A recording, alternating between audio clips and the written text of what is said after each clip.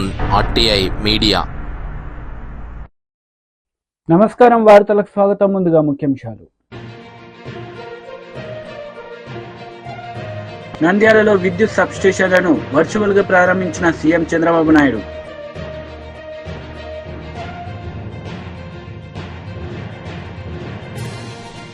KA Paul media సమావేశం, పలు అంశాలపై వివరణ.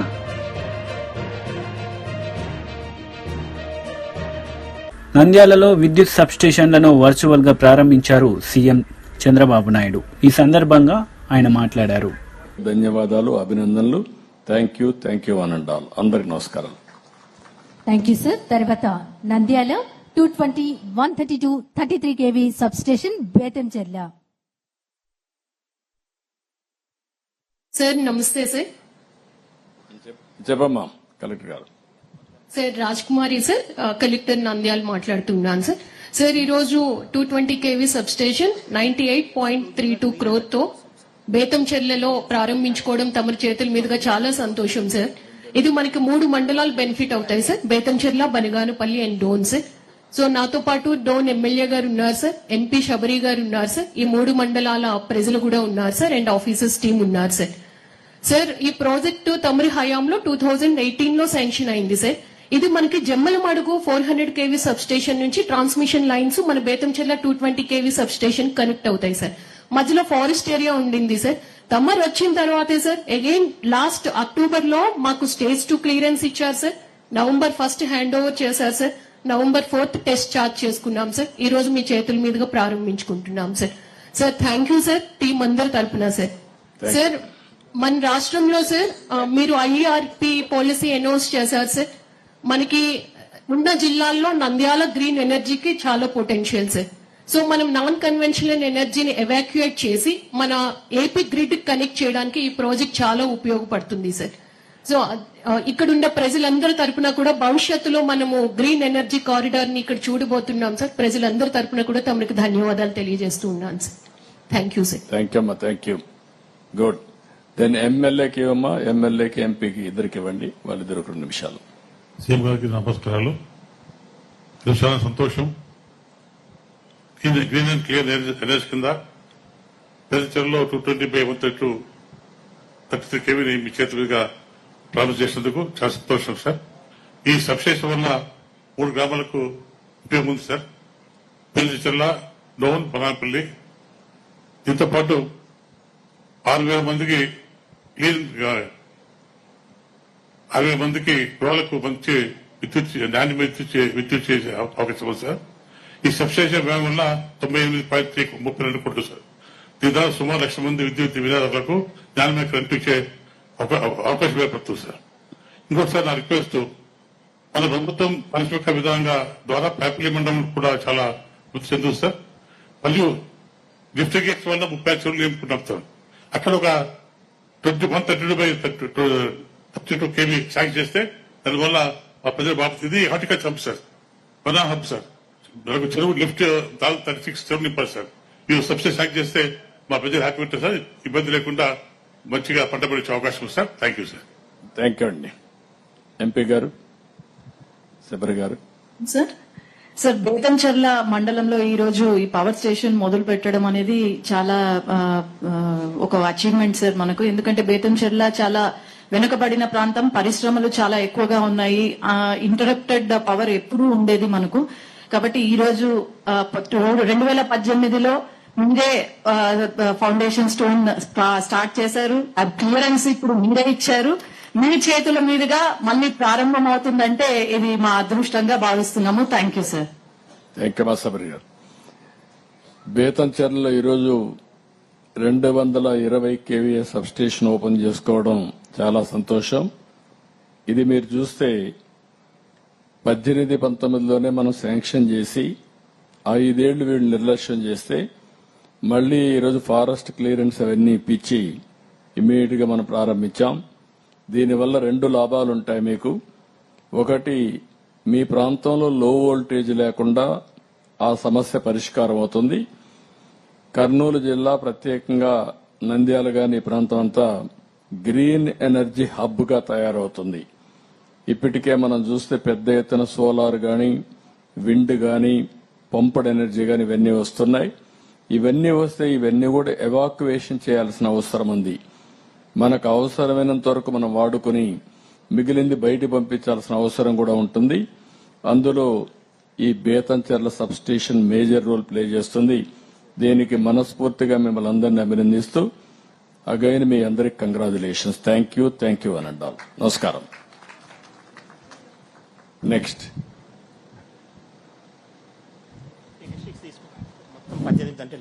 వీడియో కాన్ఫరెన్స్ ద్వారా జిల్లా కలెక్టర్లు, పార్లమెంటు సభ్యులు, అలాగే శాసనసభ్యులు, తెలంగాణ రాష్ట్ర సీఎం రేవంత్ రెడ్డి జన్మదిన వేడుకలు ఘనంగా నిర్వహించుకున్నారు కాంగ్రెస్ పార్టీ శ్రేణులు. ఈ సందర్భంగా వారు మాట్లాడారు.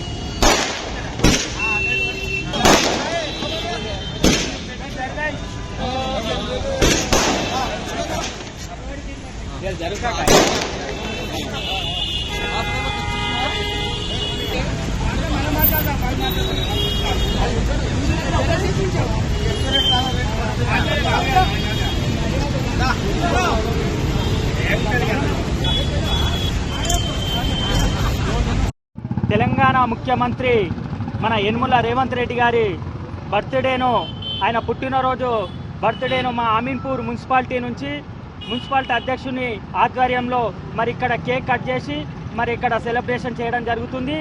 మరి ఆయనకు ఈ యొక్క జన్మదిన శుభాకాంక్షలు తెలియజేస్తూ ఇలాంటి జన్మదిన శుభాకాంక్షలు, ఇలాంటి పుట్టినరోజు మరి ఎన్నో జరుపుకోవాలని, పేదలకు, బడుగు బలహీన వర్గాలకు ఆయన సంక్షేమ పథకాలు ఏవైతే అమలు చేస్తున్నాడో అవి పేదలకందరికీ అందే విధంగా ఆ దేవుని మేము ప్రార్థిస్తున్నాము.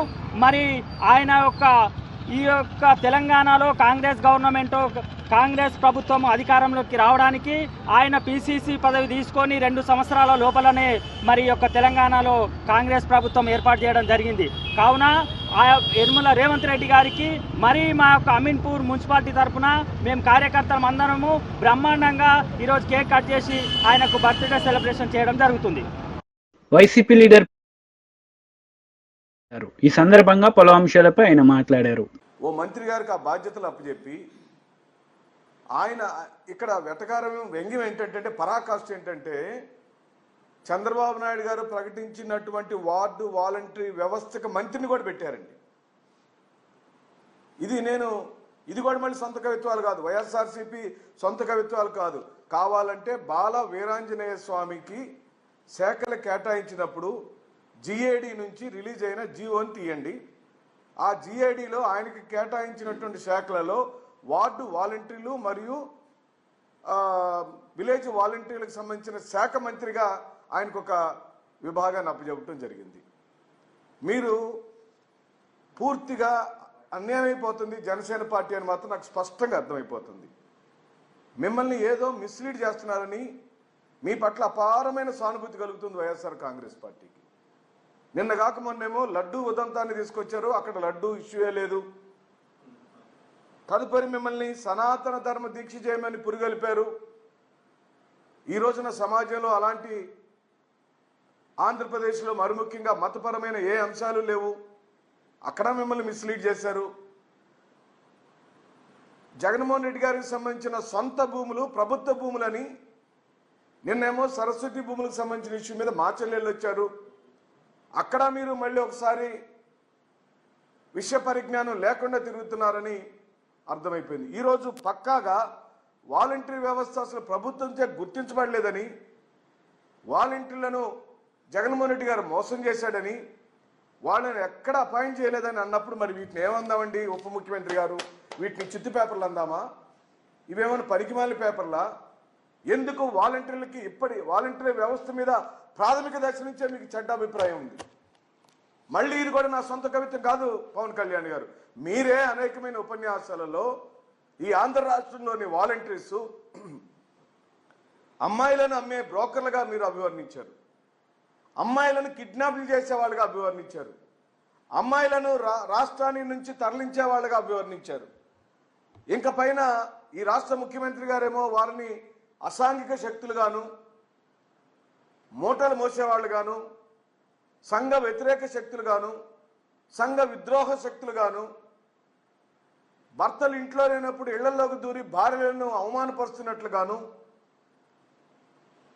వాళ్ళని అనరాని మాటలు అని ఆనాడు చంద్రబాబు నాయుడు గారంటే మీరు స్వయంగా మీరే వాలంటీర్లను కిడ్నాప్దారులని అభివర్ణించారు. మీ ఎన్నికల ప్రచారంలోనేమో ఆ వాలంటీర్ వ్యవస్థను కొనసాగిస్తాం, కూటమి ప్రభుత్వం అధికారంలోకి వస్తే 10,000 రూపాయలు అన్న మాట నిజమా కాదా? మీరు చెప్పండి. మీరు సనాతన ధర్మ ఎంపీ లక్ష్మణ్ ప్రెస్ పిన్ నిర్వహించారు. ఈ సందర్భంగా పలు అంశాలపై ఆయన మాట్లాడారు. సైతం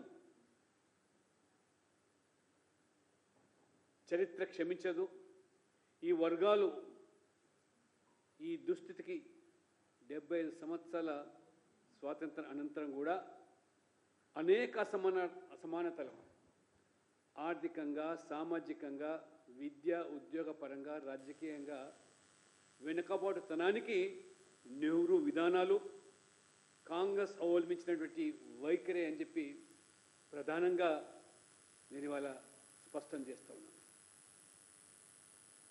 ఈ దేశంలో మొట్టమొదటి బ్యాక్వర్డ్ క్లాస్ కమిషన్ ఆర్టికల్ 340 అనుగుణంగా రాజ్యాంగానికి లోబడి 29 జనవరి 1953లో కాకా కలేకర్ నేతృత్వంలో ఫస్ట్ కమిషన్ను ఆనాడు ప్రభుత్వం ఏర్పాటు చేస్తే 1955లో కాకా కలేకర్ కమిషన్ వారి నివేదిక ఇవ్వడం జరిగింది. ఈ కమిషన్ యొక్క ప్రధానమైనటువంటి ఉద్దేశాలు, లక్ష్యమల్లా కూడా సోషల్లీ, ఎడ్యుకేషనల్లీ బ్యాక్వర్డ్ క్లాస్ ఎవరైతే ఉన్నారో వారిని గుర్తించి వారి యొక్క అభ్యున్నతి కోసం, సంక్షేమం కోసం, అభివృద్ధి కోసం అనేక సిఫార్సులు వారు చేసిన విషయాన్ని ఆ రోజు ఒక్కసారి పరిగణలోకి తీసుకుంటే అందులో ప్రధానమైన అంశం ఒకటి, undertaking the cast wise enumeration of the population in the census of 1961. స్వాతంత్రం వచ్చిన తర్వాత ఫస్ట్ బ్యాక్వర్డ్ క్లాస్ కమిషను సిఫార్సు చేసినటువంటి మొదటి అంశంలో ఈ యొక్క క్యాస్ట్ వైజ్ ఎన్యూమరేషన్ను 61లో జరగబోయే దాంట్లో మరి పొందుపరచాలని చెప్పి మరి ప్రతిపాదించినటువంటి ఈ యొక్క రికమెండేషన్ మరి అనేక సిఫార్సుతో పాటు ఆ కమిషన్ నివేదిక ఇస్తే నెహ్రూ గారు ఈ కాకా కలేకర్ కమిషన్ విషయంలో పూర్తిగా దాన్ని విభేదించి, వ్యతిరేకించి Jawaharlal Nehru opposed the Kaka Kalekar Commission's recommendations primarily due to concerns about the term backward class. వెనుకబాటు తననే పదాని పట్లనే వారు తీవ్రమైనటువంటి వ్యతిరేకత వారు కనబర్చి ఆ రకంగా వారు అంతటితో సరిపెట్టకుండా ఈ కాకా కలేకర్ కమిషన్ రికమెండేషన్ పూర్తిగా బుట్టదాఖలు చేసి వారు వెనుకబాటు తరగతి అనే పదానికే వారు ఒప్పుకోక కుల ఆధారిత రిజర్వేషన్ల కంటే విద్య ద్వారానే ఈ వర్గాలకు సాధికారిత కల్పించవచ్చు కాబట్టి కుల గుర్తింపు వల్ల దాన్ని బలోపేతం చేయడం అవుతుంది, ఆ రకంగా సామాజిక విభజనలు పెంచినట్టు అవుతుందని చెప్పడమే కాకుండా వారు స్వయంగా ఆ రోజు 1961లో జూన్ 27 ఆనాటి దేశంలో ఉన్నటువంటి ముఖ్యమంత్రికి వారు లేఖలు రాశారు. ఏమని? Jawaharlal Nehru wrote letters to the Chief Ministers of India opposing caste-based reservations. In a notable letter dated 27 June 1961, he expressed his strong dislike for any form of reservations, particularly in public services, arguing that KA Paul media సమావేశం నిర్వహించారు. ఈ సందర్భంగా పలు అంశాలపై ఆయన మాట్లాడారు. Molanas are running mosques. Christian pastors and Catholic priests are running churches and parishes. And every other religion. Why not Hindus run their own temples instead of these politicians, Chandrababu, Pawan Kalyan, putting a fight, unnecessary fight, political fight about this Laddu controversy? Number one, Article 14 is violated. Christians, Muslims, others have one rule. Does the Hindus have another rule? No. Therefore, Article 21 is also violated. Right to life. Hindus, Muslims, Christians have right to life. So, I am going for a review petition and request the full bench about this very important matter. And two more things I prayed in my petition. Number one, the Honorable Court, same court, Honorable Justice Gavai Court, passed the order October 3rd. No investigation is done after 37 days. No deadline. So I requested the Honorable Justice, please give them 3 months or 6 months time to investigate and report back.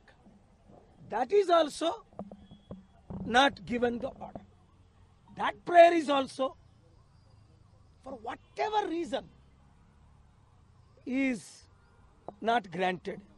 And more important is, I asked the Honorable Justice to form a committee, how the laddus are prepared, how it is distributed, because millions of them are going there still, and these politicians are talking nonsense. So the limited time I presented all facts, except one I was not allowed. But anyway, I am sure the Honorable Justice will hear this and grant me time, review petition, and do justice for 1 billion Hindu. But one thing the Honorable Justice Gavai said, which I liked it very much, and I am grateful. He mentioned Badrinath and other temples, 5, 6.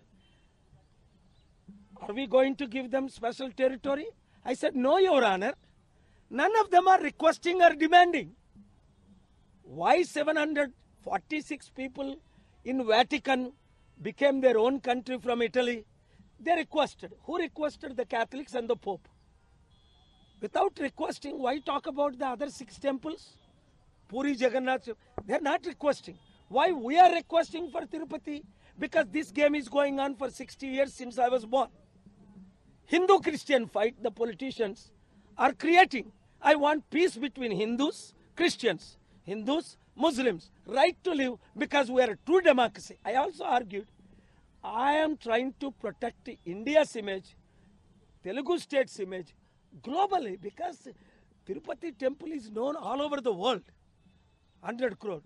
So ముఖ్యంగా 3 విషయాలు నేను ఈరోజు argue చేయడం జరిగింది. మొట్టమొదటిది, తిరుపతిని union territory ఎందుకు చేయాలి? ఆనరబుల్ జస్టిస్ గవాయ్ గారు అన్నారు, అలాగైతే పూరిని, బద్రీనాథ్ని, ఇంకా 4-5 టెంపుల్స్ ఉన్నాయి, వాటిని కూడా చేయాలి కదా. లేదు ఎవరానా, ఇటలీలో వాటికన్ సిటీ 746 మందికి ఒక దేశమే చేసేశారు. ఎందుకు? పోపు గారు, క్యాథలిక్స్, ప్రీస్ట్స్, అక్కడున్న 120 కార్డినల్స్, ఆర్చ్ బిషప్స్ అడిగారు కనుక ఒక దేశమే చేసినప్పుడు 30 లక్షలు ఉన్న తిరుపతిని, బాలాజీ డిస్ట్రిక్ట్ని ఒక టెరిటరీగా 9 టెరిటరీలో 10వ టెరిటరీగా చేయలేరా? ఓకే, అది తర్వాత చేద్దాం. ఇప్పుడు అర్జెంట్ ప్రేయర్, ప్లీజ్ హియర్ మీ అన్నారు. రెండోది, ఒక కమిటీ ఫార్మ్ చేయండి. ఈ రాజకీయ నాయకులు డ్రామాలు కాకుండా, ఇగో ఇప్పుడు కొత్త ఆయన ఏదో టీటీడీ చైర్మన్ ఇచ్చారు, చంద్రబాబు గారు, ఆయన మిత్రుడికి ఎవరికో. ఇది 1000 కోట్ల ఆదాయం, లక్షల కోట్లు ప్రాపర్టీ. ఎవరు తింటున్నాడు? ఇన్వెస్టిగేట్ చేయండి. ఎంత డబ్బు వస్తుంది? ఇన్వెస్టిగేట్ చేయండి. కమిటీని ఫార్మ్ చేయండి. మూడో ప్రేయర్ నేను అడిగింది ఏంటంటే, డెడ్ లైన్ ఇవ్వండి ఈ సిబిఐ ఎంక్వైరీకి. 37 రోజులు అయింది మీరు ఆర్డర్ ఇచ్చి, October 3rd నా ప్రేయర్ ఇచ్చారు. 50% నేను రిక్వెస్ట్ చేసింది సిబిఐ లెడ్ ఎంక్వైరీ అని, కానీ డెడ్ లైన్ ఇవ్వలేదు.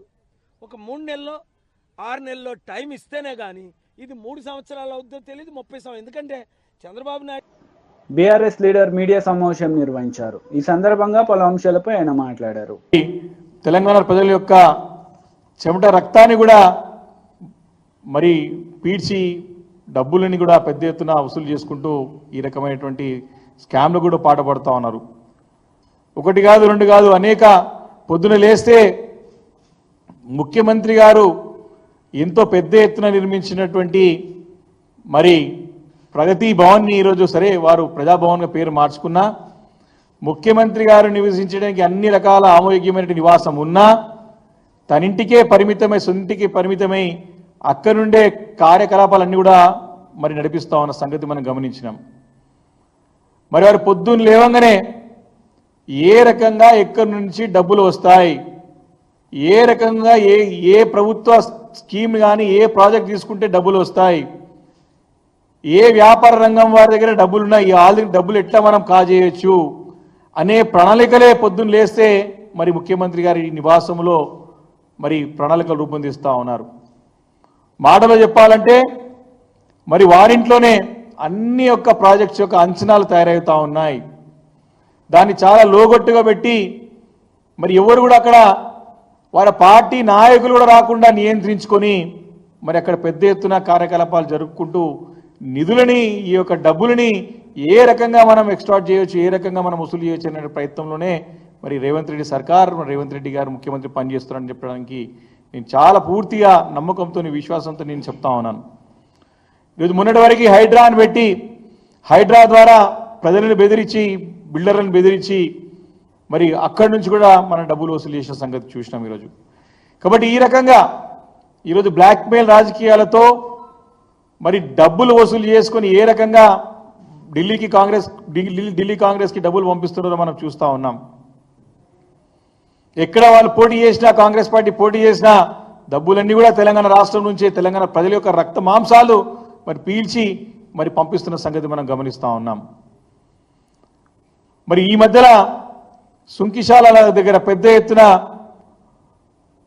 అక్కడ నీటిని నిర్మాణం కోసం ప్రాజెక్టు నీటిని హైదరాబాద్ నగరాన్ని తీసుకురావడానికి చేపడుతున్న ప్రాజెక్టులో అక్కడ అక్రమాలు జరిగినాయి, అక్కడ లోపాలు జరిగినాయి.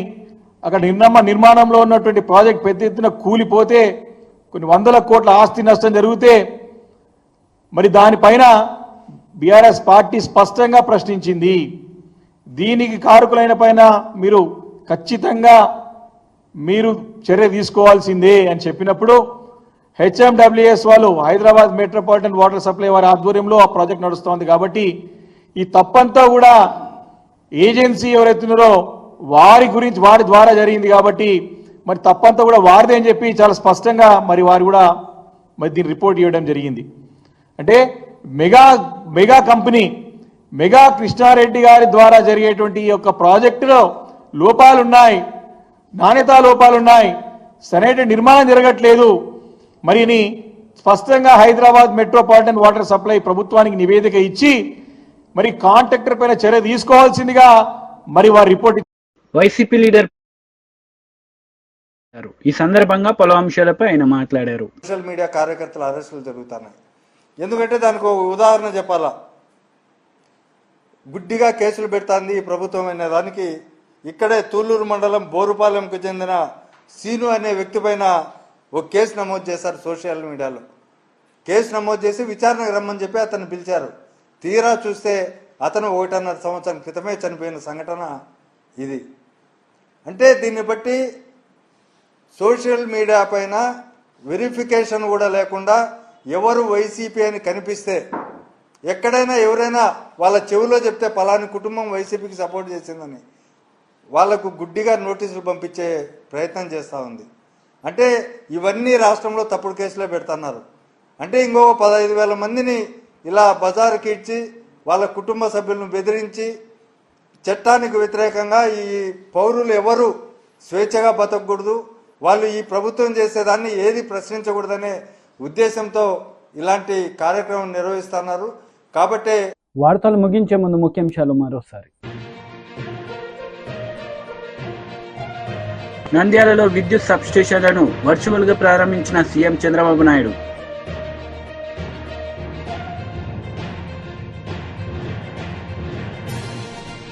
కేఏ పాల్ మీడియా సమావేశం, కులాంశాలపై వివరణ.